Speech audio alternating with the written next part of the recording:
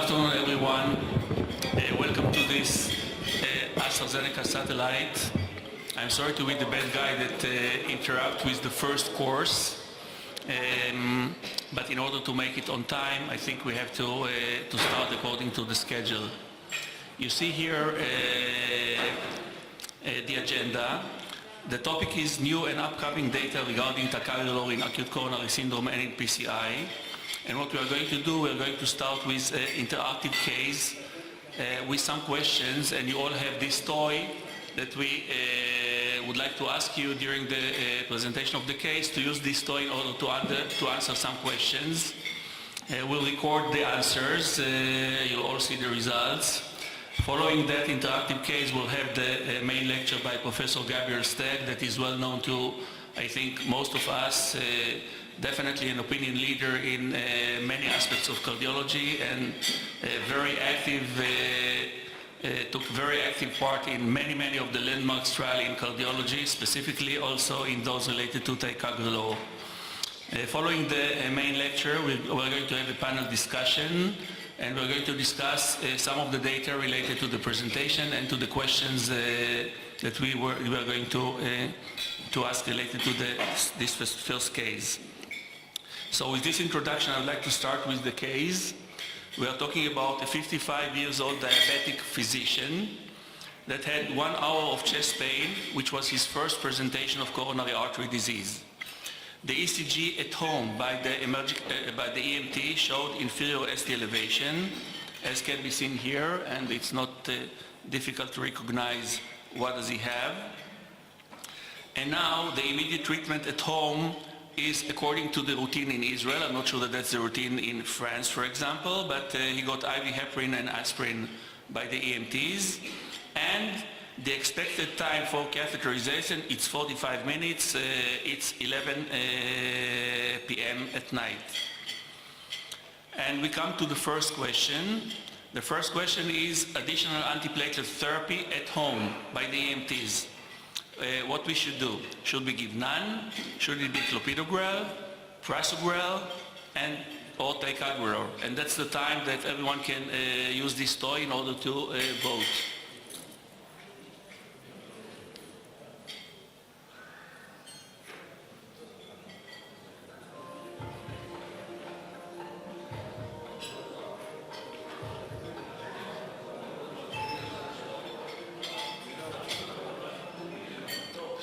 So that's the time that they can start voting.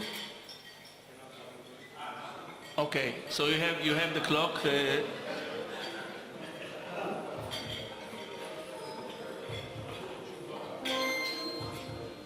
Okay. So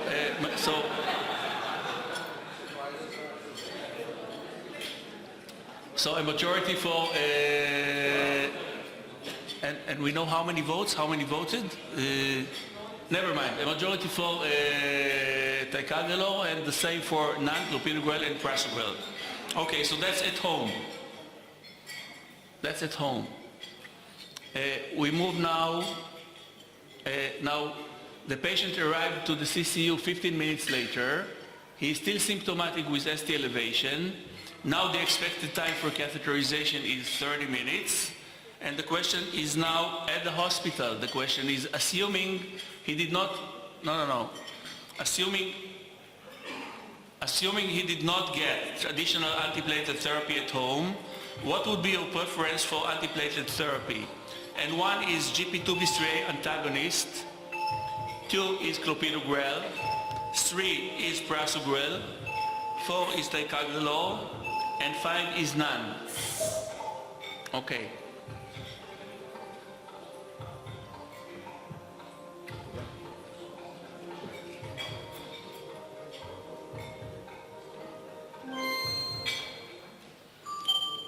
So the majority is for prasugrel, ticagrelor is second, and none is 11%.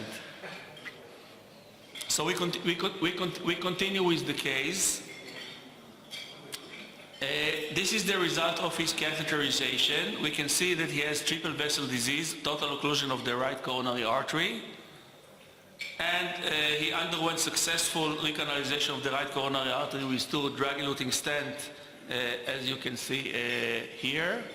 And he is planned for elective PCI to the LAD and to the circumflex. So the third question is, assuming he did not get additional antiplatelet therapy before the catheterization, what would be your preference for antiplatelet therapy at that point? One is clopidogrel, 2 is prasugrel, 3 is ticagrelor.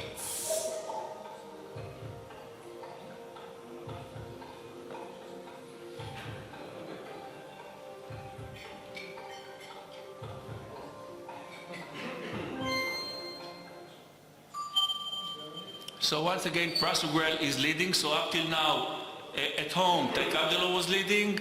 In the hospital, prasugrel is leading. So we continue with the case. Do you believe that P2Y12 inhibition more than 30 minutes prior to primary PCI, as compared to therapy at the time of PCI, is effective to prevent stent thrombosis? And the answers are: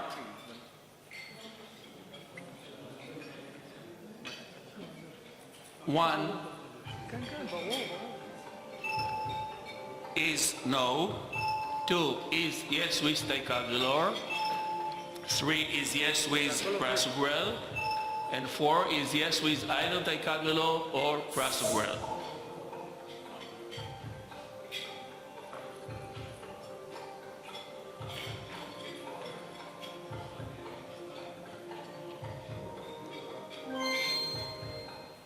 Okay, so the answer is yes with either ticagrelor or prasugrel. Very interesting. And that's the follow-up. The patient had an uneventful hospital course, and 1 month later he underwent successful PCI to the LAD, once again with 2 drug-eluting stents, and to the circumflex with 1 drug-eluting stent.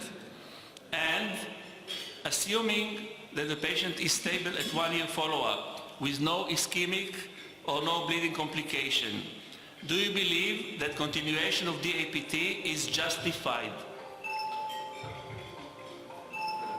1 is no, 2 is yes with clopidogrel, 3 is yes with prasugrel, 4 yes with ticagrelor, and 5 yes with any of the above.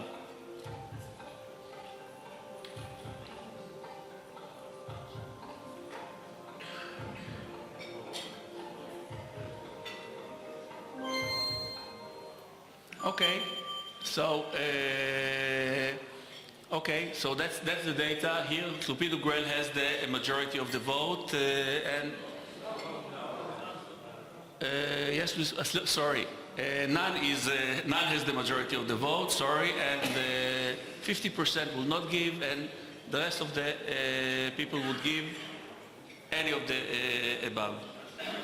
So at that point, I think it's my pleasure to ask Professor Steck to come and give his presentation.